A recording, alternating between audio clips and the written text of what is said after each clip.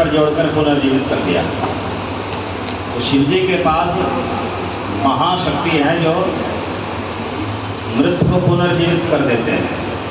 तो शुक्राचार्य जिसको पुनर्जीवित नहीं कर सकते थे उसको शिव जी ही पुनर्जीवित कर देते थे दूसरे शरीर के द्वारा, ट्रांसप्लांट सर्जरी के द्वारा। अब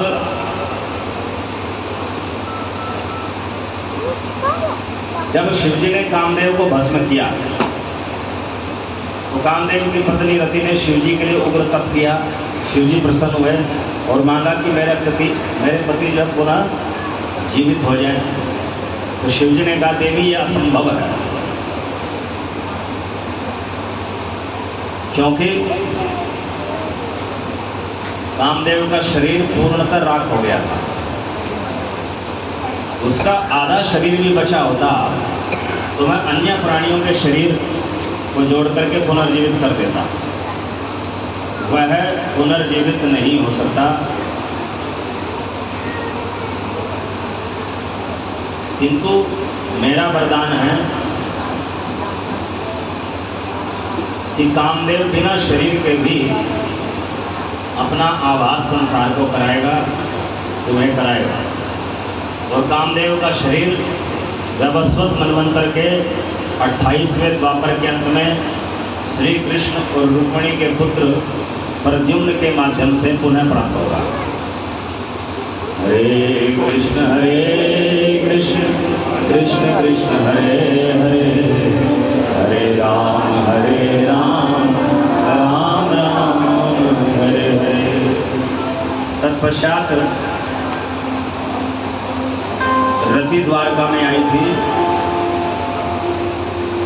और प्रद्युम्न की देह के माध्यम से ही कामदेव का देह उत्पन्न हुआ, जिसको शंबरासुर ने चुरा लिया था, सागर में फेंक दिया था, मछली ने निकल लिया था। मछली को मायावती नाम की एक शंबरासुर की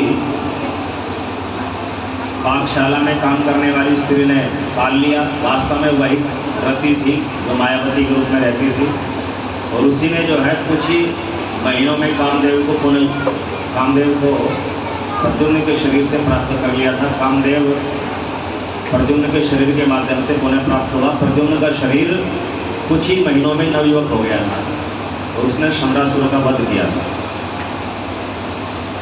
तो इससे सिद्ध होता है कि शिव जी की पुनर्जीवन प्रदान करने की जो सामर्थ्य है वो एक सीमा पर जाकर के रुक जाती है, अनलिमिटेड नहीं है, असीमित नहीं है। किंतु श्री कृष्ण ने उनके भी शरीर पुनर्जीवित कर दिए जिनका शरीर था ही नहीं। संदीपनी मुनि जो उनके गुरु जी थे, उनका पुत्र सागर में स्नान करने गया, 1 वर्ष हो चुका था मरे हुए, और संदीपनी मुनि ने गुरु दक्षिणा में वही पुत्र मांग लिया। श्री कृष्ण सागर के पास गए, वरुण देव प्रकट हुए। वरुण देव ने कहा मैंने तो आपके गुरु पुत्र को डुबोया नहीं, किंतु मेरे सागर के जल में गर्भ में पांचजन्य नाम का एक शंख है, उस शंख के भीतर पंचजन राक्षस रहता है, उसी ने ही आपके गुरु पुत्र को खा लिया है, अपना ग्रास बना लिया है।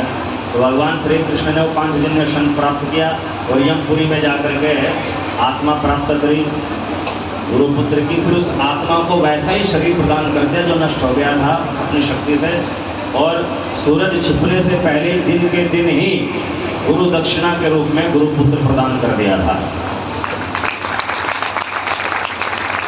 इसी प्रकार द्वारका के ब्राह्मण के 9 पुत्रों के शरीर नष्ट हो गए थे,